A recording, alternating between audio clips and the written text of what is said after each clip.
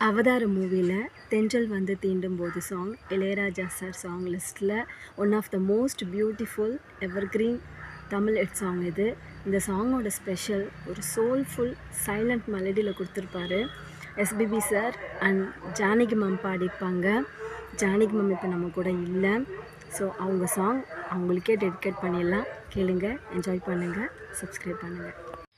எவரும் சொல்லாமலே பூக்களும் வாசம் வீசுது, உறவும் இல்லாமலே இருமனம் ஏதோ பேசுது.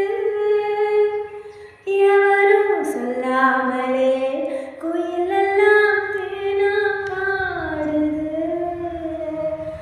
எதுவும் இல்லாமலே மனசெல்லாம்